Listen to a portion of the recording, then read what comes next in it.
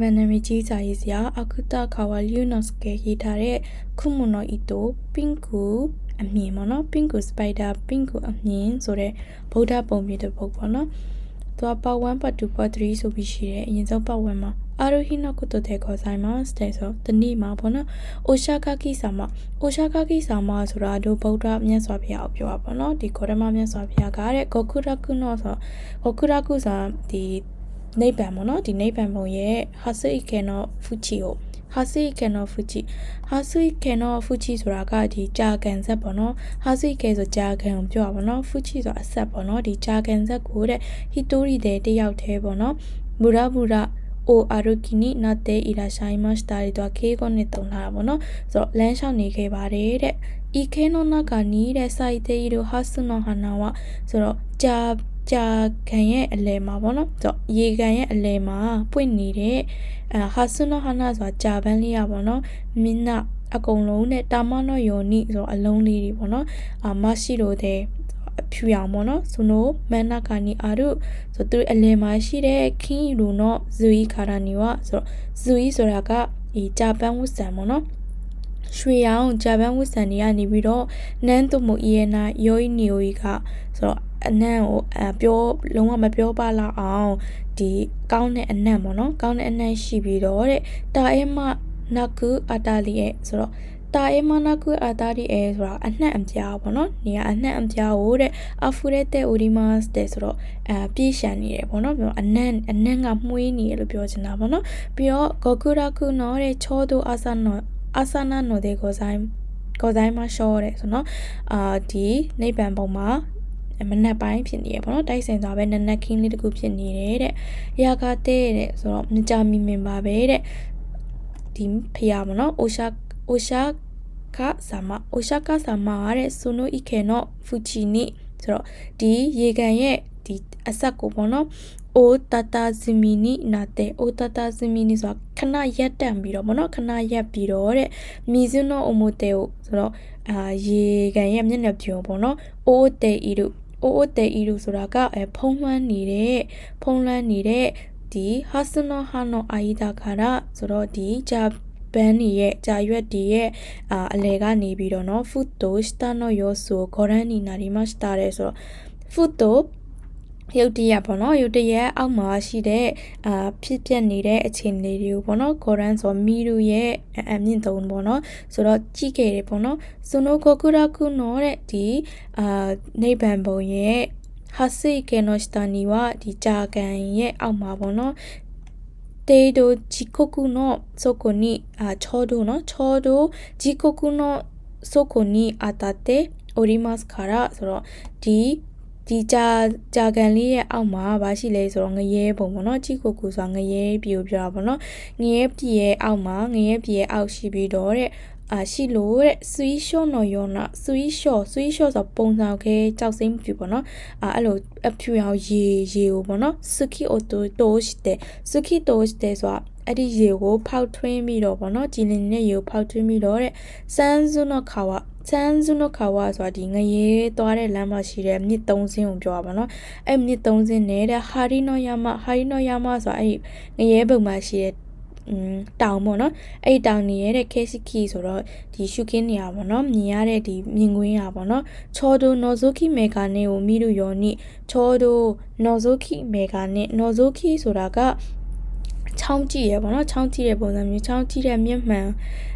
နေပေါ့နော်မြင်တယ်လို့မျိုးပဲတဲ့ဟာခီရီတိုမီရဲလို့နော်တဲ့ကောဆိုင်မတ်တယ်လုံးဝပြက်တရှင်းလင်းကိုမြင်နေရတယ်ပေါ့နော်နောက်တစ်ခုစရုတို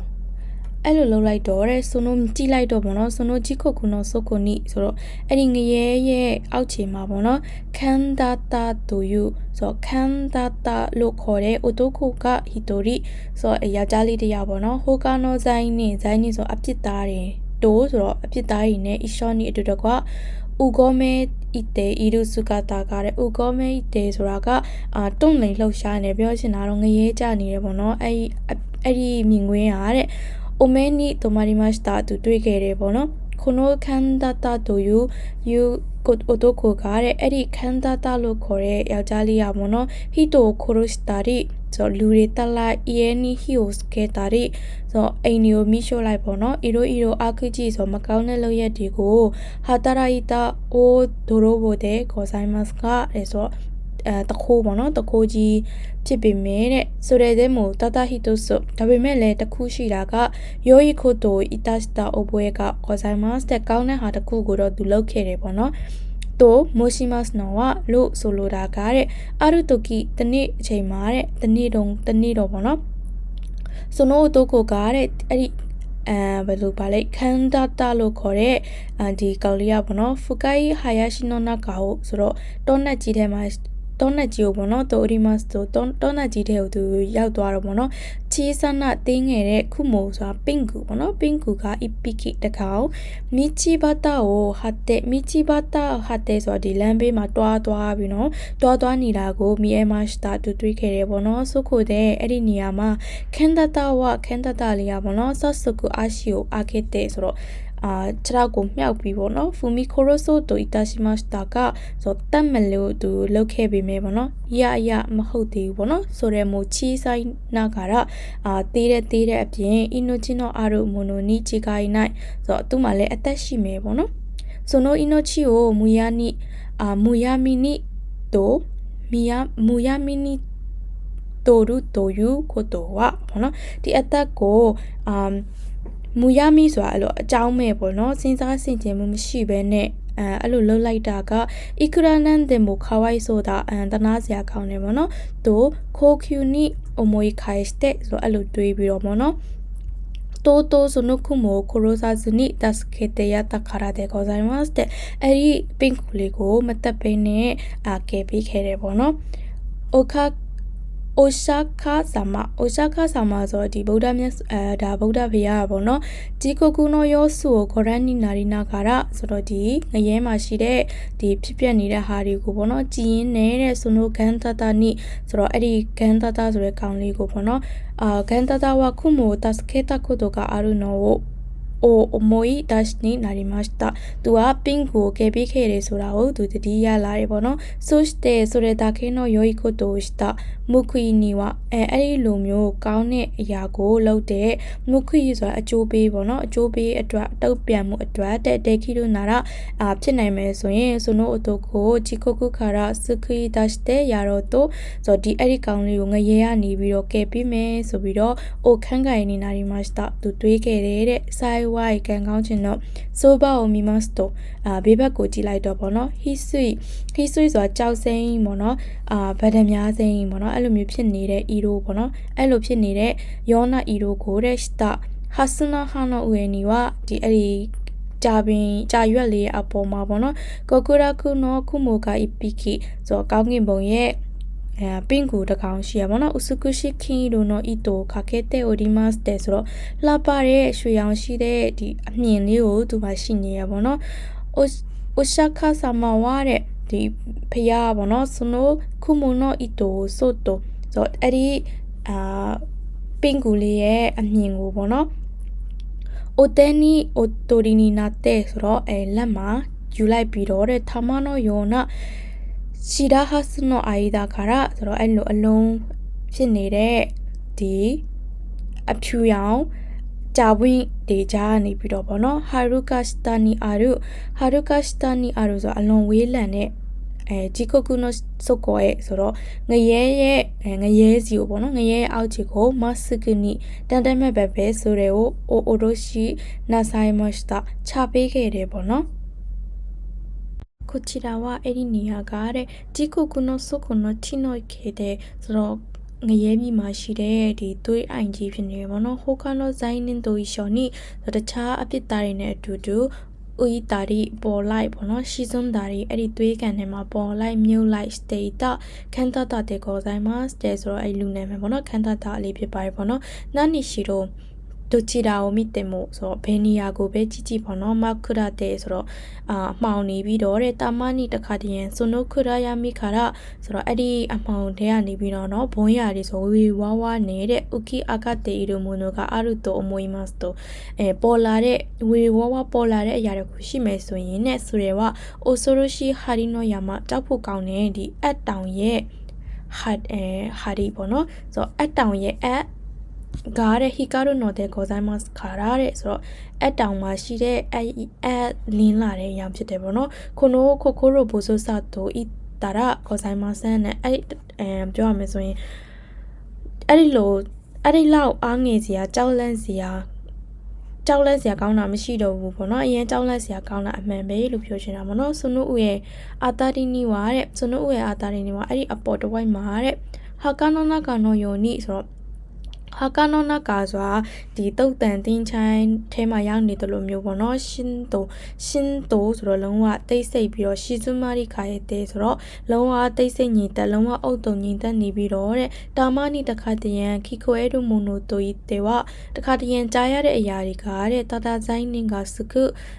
အဖြစ်သားတွေလောက်တဲ့ခါစကနာတန်းစုခုဘကာရီတဲကိုဆိုင်မတ်တဲ့ဆိုတော့အပြည့်မှုကျူးလွန်တဲ့သူတွေတပင်းချတန်ဖြော့တွေပဲဖြစ်ပါတယ်တဲ့ကိုရဲဝါတဲ့ခုခွဲဦးချီတဲ့ခုရဟိုတို့နော်ဆိုတော့ဒီနေရာမှာကြာလာတဲ့နင်ကန်ဝဒီနေရာမှာကြာလာတဲ့လူတွေရတဲ့မိုးတဲ့စာမနာဂျီကိုကူနော်စေမဲကူနီစကာရဲဟာတဲ့ဆိုတော့ဒီဟာကိုကြာလာငရဲရဲ့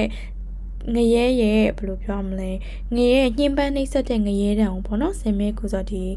ညှဉ်းပန်းနှိပ်စက်တဲ့ငရဲတံကြောင့်ပင်ပန်းနေပြီးတော့တဲ့နာကီကိုရဲ့ကိုဒါစုချီကာရာစာရဲ့နာကုနာတဲ့ဤလိုတဲ့ကိုဆိုင်မရှော့တဲ့ဆိုတော့ငိုတန်လေးတောင်မှာပေါ့နော်ငိုတန်လေးတောင်မှာထွက်ဖို့အင်အားမရှိတလောက်ပဲပေါ့နော်this ခါလာဒါကြောင့်မလို့ဆဆုကအိုးသူတို့ဘုံတော့ခန္ဓာတမို့ဆိုတကိုးဖြစ်တဲ့ဒီခန္ဓာတလေးလေရဟာရီတေချာပေါက်ပဲချင်းတော့ဤခေနော်ချီနိဆိုတော့ဒီသွေးအိုင်ရဲ့သွေးထဲမှာမူဆဲဘီနာငါရဆိုတော့ငိုကြွေးတန်တိတ်နေရပါတော့သွေးတန်ရှင်းရှင်းနဲ့ငိုကြွေးတန်တိတ်နေရပြီးတော့တဲ့မာရုတဲ့လောဝကိုပဲရှင်းနိခခတာဆိုတော့တေကာနီးဖြစ်တဲ့ခါဝါဇုနောယောနီဆိုဖားလေးလိုပဲပေါ့နော်တာဒမိုဂိုင်တဲ့ဘဂါရီအိုရီမတ်တာတာဒမိုဂိုင်တဲ့ဘဂါရီဆိုတော့ရုံးကန်နေရုံမြတာပေါ့နော်ရုံးကန်နေရုံမြတာရှိတော့တယ်တဲ့တိုခိုရိုကဒါပေမဲ့အာရုတိုကီနိုကိုတိုတဲ့ခေါ်ဆိုင်မတ်တဲ့ဆိုတော့တနေ့မှာပေါ့နော်နာနီကဲနာခုအဲ့လိုမရည်ရွယ်ပဲနေပေါ့နော်ခန်းတတကအတမကိုအာဂီတဲ့ခေါင်းမော်ပြီးတော့ပေါ့နော်ချင်းနော်ဤကဲနော်ဆိုတာကိုဆိုတော့ဒီသွေးအိုင်ရဲ့ကောင်းငင်ကိုပေါ့နော်နာဂါမဲမတ်တိုတီလိုက်တော့တဲ့ဆိုနိုဟီဆိုရီတိုစတာဆိုတော့တိတ်ဆိတ်ညင်သက်နေတဲ့ယာမီနော်ဆိုတော့တိတ်ဆိတ်နေတက်နေတဲ့အမှောင်တူရဲ့နာကာပေါ့နော်အမောင်တို့ရဲ့အလဲကိုတိုးကြီးတန်ကြောခါတာဟိုးအဝေးရလာတဲ့ဒီနက်ပြည်ကောင်းကင်ဘုံကနေပြီးတော့ပေါ့နော်ခီဒိုနိုခုမွန်နိုဤတိုကဒီရွှေရောင်ရှိတဲ့ဒီပင်ကိုမြင်လေးရပါတော့မာရိုတဲ့ဟီတိုမဲနီခါခါရုနိုကိုလူတွေမြင်မှာကိုအဆိုတဲ့လူရောနီလူတွေမြင်မှာကိုကြောက်နေတယ်လို့မျိုးပေါ့နော်ဟီတိုဆူချီဟိုဆိုကူတလုံးမပါလာတဲ့အလင်းတန်းလေးပေါ့နော်ပါလာတဲ့အလင်းတန်းလေးတဲ့ဆူရူတိုဆိုတော့ဆူရူတိုချောမွေ့နဲ့လျှင်မြန်စွာနဲ့ပေါ့နော်ជីဘုံတော်ဦးရဲ့တဲ့ဆိုတော့ကို့အပေါ်ကိုတဲ့တာတဲ့တဲ့နော်ဆိုတော့တွဲလောင်းကြတာပေါ့နော်တာတဲ့တဲ့မာကြီးလို့ဆိုတွဲလောင်းကြလာတယ်နော်တဲ့ကိုဆိုင်မဆန်ကတွဲလောင်းကြလာတယ်ပေါ့နော်ဒန်တတာဝါတဲ့ဒန်တတာကတဲ့ခိုရေဝမီတို့ဒါကိုမြင်တော့တဲ့အမောဝါစုဘာမှမတွေးပဲနဲ့တဲကိုဥတဲ့ရောခုပြီးမှစတာဆိုတော့တွဲပြောမယ်ဆိုရင်လက်ပွားနဲ့ထိတွေ့ပြီးတော့ပေါ့နော်သူပြောနေခဲ့တယ်တဲ့ခုနိုဤတူနီးတဲ့ဆိုဒီမြင်လေးမှာတဲ့စကားရီစိတ်တဲ့ဆိုဒီခိုလုံပြီးတော့ပေါ့နော်ခိုပြီးတော့မနော်ဒုက္ခမတဲ့မို့ဆိုတော့ဘယ်နေရာမဆိုနော်ပုတ်တိတ်ခဲ့ပါဒုက္ခမတဲ့မို့နော်ပုတ်တိတ်ခဲ့ပါတနေရာရောက်ကိုသူတက်သွားမယ်ဆိုရင်ခစ်တူတိချပါဂျီကိုကုခါရာနျူကေတာဆဲရုနော်နီးတဲ့စိုးဤကိုဆိုင်မဆန်ဆိုတော့ဒီငရဲပြကနေပြီးတော့လွတ်မြောက်နိုင်တယ်ဆိုတာအမှန်ပဲပေါ့နော်မလွဲမသွေပဲပေါ့နော်ဤကဟိုမောက်ခွေကုတိုသူတာတေတေချာချာသွားမယ်ဆိုရင်ခိုကူရာကုရဲ့ဝဂိုကူရာကုရဲ့ ဟာရီတို့ခိုတိုစာရဲ့မို့တက်ကီမရှော့ရဲဆိုတော့ဒီနက်ပီယိုတောင်ဝင်လို့ရနိုင်တယ်ပေါ့နော်ဆိုဆိုတယ်ဗျအဲ့လိုလုပ်မယ်ဆိုရင်မို့ဟာရီနောယာမာရဲ့အိုကြီးအာဂဲရာတဲ့တို့ခိုတိုမနာခဲ့တယ်ဗျအချီပြောမယ်ဆိုရင်အတောင်ပေါ့နော်အတောင်မရောက်ဘူးဆိုရင်တဲ့ချင်းနိုဤခဲနီရှိစမဲတာတဲ့တို့ခိုတိုမိုအာရူဟာဆူဝါကောဇိုင်းမဆန်နဲ့အဲ့ဒီသွေးအိုင်နဲ့ကိုလေဒီသူနစ်စရာအကြောင်းရှိတော့မှာမဟုတ်ဘူးပေါ့နော်ခိုးအမွေမတ်တာခါရာဝါတဲ့အဲ့ဒီလိုတွေးပြီးတော့ပေါ့နော်ဆတ်စခုမြင်မဲဆိုနိုခုမနောခဲကိုလျောတဲတဲ့စီကာရီတိုစကမီနာငါရာဆိုတော့အဲ့ဒီပင်ကူရဲ့ဒီအမြင်ကိုပေါ့နော်သူလက်နှစ်ဖက်နဲ့ဒီချာဆုပ်ကင်ပြီးတော့အီရှုခတ်မိစူးစားပြီးတော့ဦးအဲတို့တာဂရီနော်ဘိုရီဟာဂျီမေမတ်တာရဲဆိုတော့အပေါ်ကိုဆွဲပြီးတော့တက်တယ်မနော်ကျိုးလက်နဲ့ဆွဲပြီးတော့တက်ခဲ့တယ်တဲ့မူတူယောရီအရင်ကတည်းကအိုးသူတို့ဘုံနော်ခိုတိုတဲကောဆိုင်မတ်ခါရာအရင်ကတည်းကတခိုးကြီးတယောက်ဖြစ်တဲ့အတွက်ကြောင့်မလို့ခိုးယူခိုတိုနီဝမူကရှိခါရာအဲ့လိုကျိုးနဲ့တက်ရတာတွေအဲ့လိုကိစ္စတွေကပေါ့နော်အရင်ကတည်းကနာရဲခိတဲ့ဤတို့နော်တဲ့ကောဆိုင်မတ်တဲ့အရင်ကတည်းကသူကျင်သားရနေပြီပေါ့နော်ရှိကာရှိတဲ့ဂျီခုကူတိုကိုကူရာကူတိုနော်အာီဒါဝါတဲ့ဒါပေမဲ့တဲ့ငရဲပြည်နဲ့ကောင်းကင်ကြားပေါ့နော်နမ်မာရီတိုနာခုကိုဆိုင်မတ်ခါရာနမ်မန်ဒီဆိုအရန်အကွာအဝေးမှာရှိတယ်ဆိုတဲ့ဖြစ်တဲ့အတွက်ကြောင့်နဲ့အခုရာအဆက်တဲမီတို့တို့ကိုတို့တဲ့ဘလောက်ပဲပြဘလောက်အလျင်လူပြီးလှုပ်ပေါ့နော်ယောဤနီဦးဟဲဝါဒေတာထဲမှာဆန်းနဲ့လွယ်နဲ့တော့အပေါ်ကိုတက်လို့မရဘူးပေါ့နော်ရရှိပါရကုနိုပိုရူအချီနီဆိုရဆိုနည်းနည်းပေါ့နော်အချိန်နည်းနည်းတက်ပြီးနောက်တဲ့တိုးအဆုံးမှာတော့ခန်တတမိုခုတပိတဲ့တဲ့ဆိုတော့သူကခုတပိတဲ့လူဆိုတာစကရဲလူပေါ့နော်ပြင်မန်းနဲ့ခန်တတလေးလည်းပြင်မန်းပြီးတော့တဲ့မိုဟီတိုတာဂရီမိုဦးအဲနိုဟိုဟဲဝနော်ဘိုရဲနာခုနာတေစီမိုင်မတ်တာတဲ့ဆိုတော့သူလည်းပင်ပန်းပြီးတော့ပေါ့နော်ဟီတိုတာဂရီမိုဦးအဲနော်ဟိုဲဆိုတော့တစ်ချက်ဆွဲကျိုးကိုတစ်ချက်ဆွဲလိုက်ပြီးတော့ပေါ့နော်အပေါ်သူပင်ပန်းလာတော့မတက်လာနိုင်တော့ဘူးပေါ့နော်စုခုတဲ့ရှခတာကကိုဆိုင်မဆန်ခါရဆိုတော့သူဘာမှလုပ်လို့မရတော့ဘူးပေါ့နော်ဆိုရှခတာကနိုင်ပေါ့နော်သူဘာမှလုပ်လို့မရအောင်ဆိုတော့သူခဏနားရမယ်ပေါ့နော်မာဇိုဟီတိုယာစမှုစမိုရီတဲ့ဆိုတော့သူခဏနားမယ်ဆိုပြီးတော့တဲ့အီတိုနိုချူတိုနီဆိုတော့ဒီအဲ့အမြင်လေးရဲ့ဒီအလဲဘိုကိုလမ်းခုလာမှာပေါ့နော်ဘူရာစာကာရီနာငါဆိုတွဲလောင်းခိုလျက်ပေါ့နော်ဟာရူကာနီမေနိုစတာကိုမီအိုရိုရှိမတ်တာတဲ့ဟာရူကာနီဆိုတော့ဒီအရန်ဝေးလန်နဲ့ဒီအောက်ချေပေါ့နော်သူတစ်ချက်ကြည့်ချလိုက်တယ်ပေါ့နော်စုရုတုံကြည့်လိုက်တော့တဲ့အီရှော့ခမ်မီနိုဘနီနိုဘတာခိုင်ကအတဲဆိုတော့သူစူးစမ်းပန်းစားတက်လာတဲ့ခိုင်ဆိုတာကတန်မိုးပေါ့နော်လောက်ရကျိုးနဲ့တယ်အကျိုးကျေးဇူးရှိရပေါ့နော်သူကလောက်ရကျိုးနဲ့တယ်ပေါ့နော်စကိမတဲ့ခုနာဒီဂျီဘွန်ကအီတာချီနိုဤခဲဝသူရှိနေခဲ့တဲ့ဒီသွေးအိုင်ကြီးကပေါ့နော်အီမဒေဝမိုယာမီနိုဆိုကိုနီဆိုအခုကတော့ယာမီနိုဆိုကိုဆိုဒီအမှောင်မှာပေါ့နော်အီစနိုမနီကခါခရဲတဲ့အိုရီမတ်တဲ့ဆိုတော့ဘေဂျင်းနေတဲ့ရမှမသိဒီအမှောင်ကြီးကပျောက်သွားပြီပေါ့နော်ဆိုရခါရာအဲ့ဒီကနေပြီးတော့အနိုဘွန်ယာဒီဟီကာရီတေဤတို့အိုဆိုရိုရှိဟာရီနိုယာမမိုဆိုတော့ကြောက်စရာကောင်းတဲ့ဒီအတောင်ကြီးကလည်းအာရှနိုစတာနီနာတေရှိမိုင်မတ်တာတဲ့သူချီတော်ရဲ့အောက်ချီမှာဖြစ်သွားပြီတဲ့ခိုနိုဘွန်ဒေနော်ဘိုတေဤခေပါ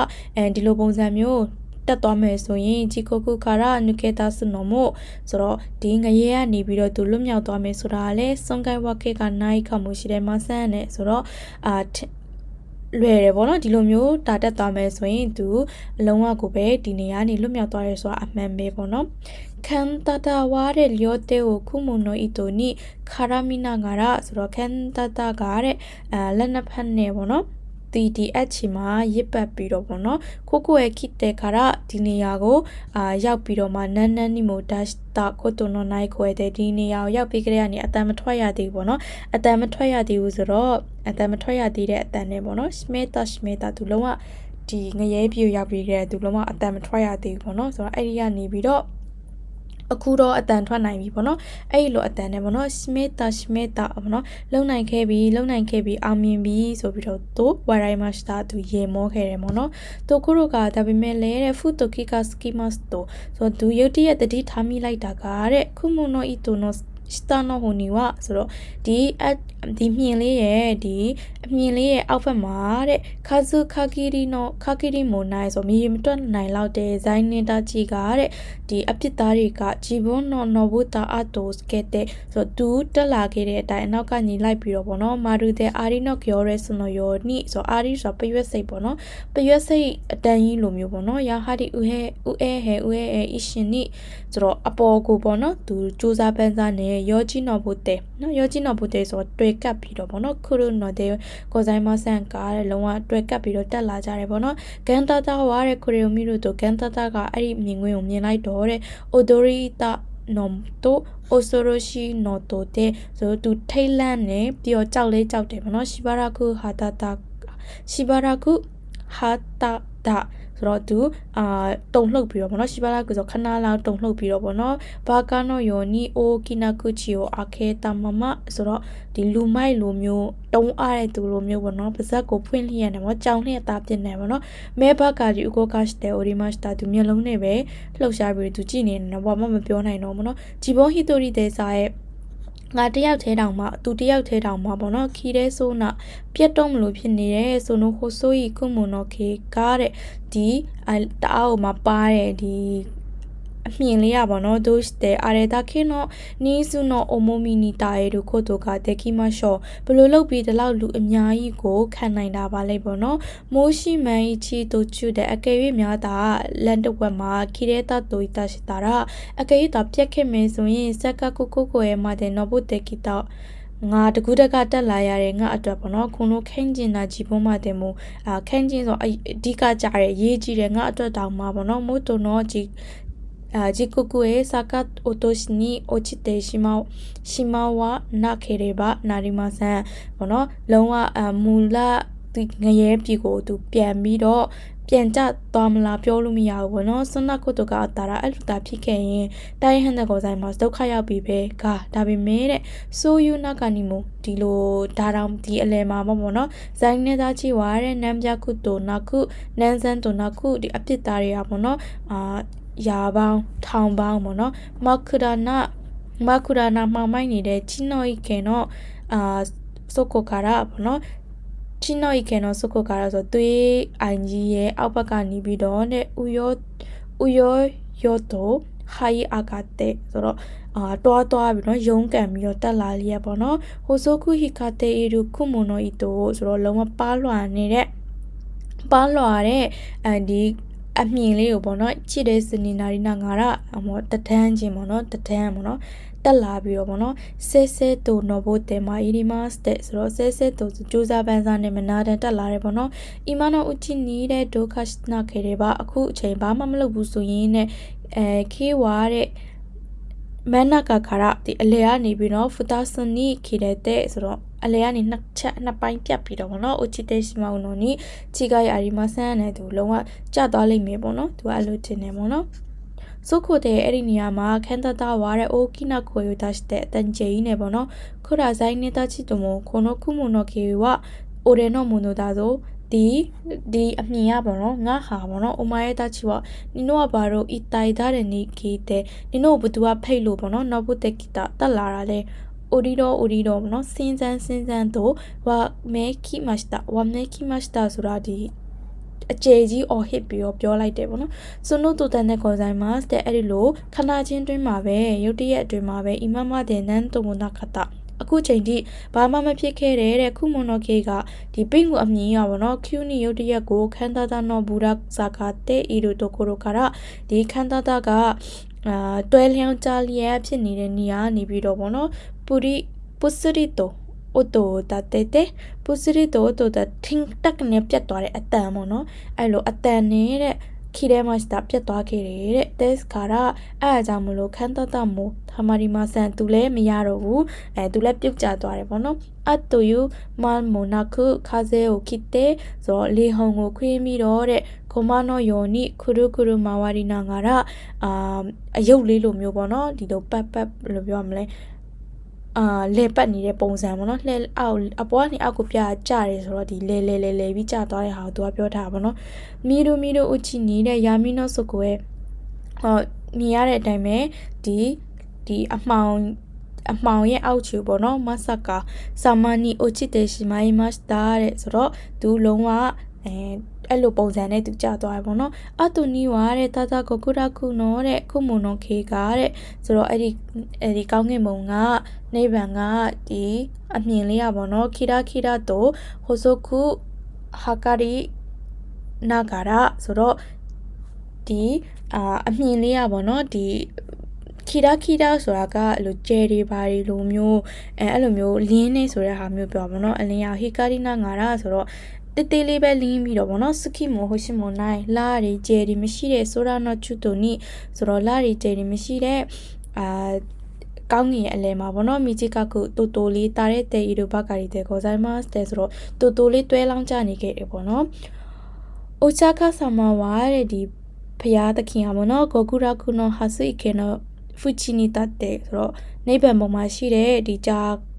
ကန်လေးရဲ့ဆက်မှာပေါ့နော်သူရက်ပြီးတော့ပေါ့နော်ဆိုနိုအီချီဘူရှိရှူကိုဂျစ်တိုမီတေအီရာရှိုင်မတ်တာကတဲ့သူဒီလိုအဖြစ်အပျက်အဆအဆုံးပေါ့နော်သူကြည်နေခဲ့တယ်ပေါ့နော်ယာကတဲ့အဆုံးမှာတော့ခန်တတကတဲ့ချီနိုအီကေနိုဆိုကိုရဲ့အရှိနိုယိုနီရှိစွန်ဒေရှိမိုင်မတ်တို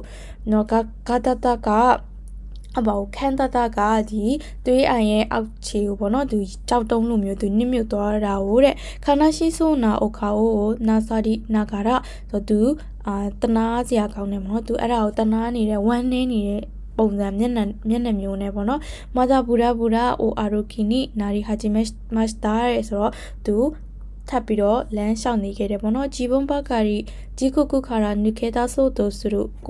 ကိုလွတ်ယုံပေါ့နော်ကိုတယောက်တည်းပဲငရေကနေပြီးတော့ထွက်ပြေးမလို့လုပ်တယ်တဲ့ခန်တတနော်မူချီဟီနာခိုရိုကမူချီဟီဆိုတာတနာကျင်နာမှုမရှိတာရက်ဆက်ကြမ်းကြုတ်တဲ့နှလုံးသားပေါ့နော်ဆိုရှ်တဲ့ဆိုနိုခိုရိုဆိုတိုနာဘာဆိုခဲ့တဲ့ဆိုတော့ဆိုတိုနာဘာဆိုသူထိုက်တန်တဲ့အပြစ်ပေါ့နော်ထိုက်တန်တဲ့အပြစ်ကိုသူလက်ခံရယူပြီးတော့မိုတိုနိုဂျီကကိုရဲ့အိုချီတဲ့ရှိမတာနော်ရှိမတာနော်ကတဲ့အဲ့လိုမျိုးဒီသူရဲ့မူလာဒီငရဲကိုเนาะသူပြန်ကျသွားတာကတဲ့အိုရှာကာဆာမနော်အိုမေခါရာမီရူတိုเนาะအိုရှာကာဆာမဖះရဲ့ဒီနေရနေပြီးတော့ကြည့်မယ်ဆိုရင်နဲ့အာဆာမရှိကုဆိုတာကအာဆာမရှိကုအိုဘိုရှိမဲစာရဲတာပေါ့နော်အာဆာမရှိကုအိုဘိုရှိမဲစာရဲတော့ထိုက်တန်တဲ့အဖြစ်ပေါ့နော်ဘုရားသခင်ကနေပြီးတော့ယုံရှာပွဲကောင်းနေဆိုပြီးတော့အထင်မြင်သေးပွဲကောင်းနေဆိုပြီးသူယူဆခဲ့တယ်ပေါ့နော်နော်ဒဲကိုဆိုင်မှာရှော့တယ်သူကအဲ့လိုထိုက်တန်တဲ့အဖြစ်ယုံရှာပွဲကောင်းနေဆိုပြီးတော့သူအဲ့ဒီလူကန်တတောက်သူအဲ့လိုတတ်မှတ်ခဲ့တယ်ပေါ့နော်ချီကာရှိဒါပေမဲ့တဲ့ကိုကူရာခုနော်ဟာစီကေနော်ဟာဆိုရတဲ့ဒါပေမဲ့တဲ့နိဗ္ဗာန်ဘုံမှာရှိတဲ့အဲ့ဒီဂျာဘယ်လီရဲ့ဂျာအိုင်ထဲမှာရှိတဲ့ဂျာဘယ်လီကမနော်စကိုရှိမိုနည်းနည်းလေးပဲဖြစ်စွမ်းနခုတူနီဝါတဲ့ဒွန်ဂျက်ကူအီတာရှိမဆန်နဲ့ဒွန်ဂျက်ကူအီတာရှိမဆန်ဆိုတော့အဲ့လိုမျိုးဂယူဆိုင်မိသွားတယ်ပေါ့နော်ဂယူဆိုင်မိသွားတယ်ပေါ့နော်ဆိုတော့ထာမနောယောနီရှီရိုယီဟာနာဝါတဲ့ဆိုတော့ထာမနောယောနီရှီရိုယီဟာမဆိုဒီအဲ့ဒီဖြူစင်နဲ့အဲ့ဒီပန်းလေးอ่ะပေါ့နော်အိုရှာကာဆာမနောတဲ့အိုမီအာရှိနောမာဝါရီနီတဲ့ဒီဖျားရဲ့ခြေထောက်နာမှာပေါ့နော်ယူရာဦးတဲနာဥကောကတ်တဲ့ဆိုတော့ငိမ့်ရွဲ့ပြီးတော့ပေါ့နော်ရိမ့်ရွဲ့ပြီးတော့စနမနာကနီအာရုခိနိုနိုဇွေကာရာဆိုတော့ဒီအလယ်မှာရှိတဲ့ငွေရောင်ဝတ်ဆန်ရနေပြီးတော့နန်တိုမိုစတိုင်နာယိုနီယိုကဆိုအနက်ကောင်းတယ်ပေါ့နော်အနက်ကောင်းလေးတွေကတာအေမနာကူအာတာရဲ့အာဖရီတေအိုရီမတ်တဲ့ဆိုတော့အဆက်မပြတ်ပေါ့နော်မပြတ်မလတ်ကိုအနံလျာဖုံးလွှမ်းနေရပေါ့နော်ဂိုကူရာကူမိုဟီရိုနီချီကာကူနာတာနိုတဲ့ကိုဇာမရှော့တဲ့ကောင်းကင်ဘုံကြီးလဲဘယ်လိုပြောမလဲကောင်းကင်ဘုံကြီးလဲမကြခင်မွန်းနေခြင်းကိုရောက်တော့မယ်ဖြစ်ပါလိမ့်မယ်နော်ပြောချင်တာတော့ဒီငရဲသားကကန်တတာကဖះအခွင့်အရေးပေးပေမဲ့ဘယ်လိုပြောမလဲစိတ်ပုတ်တော့ငရဲပြန်ကျသွားတယ်ဆိုတဲ့ပုံမြင်ပဲပေါ့နော်ဒီထဲမှာပါတဲ့စကားလုံးတွေက ခေကောတွေတို့တော်များသုံးထားတယ်ပြီးတော့ခန်းကြီးတွေလည်းခတ်တယ်ပေါ့နော်အ1 level လောက်ရှိမယ်ထင်တယ်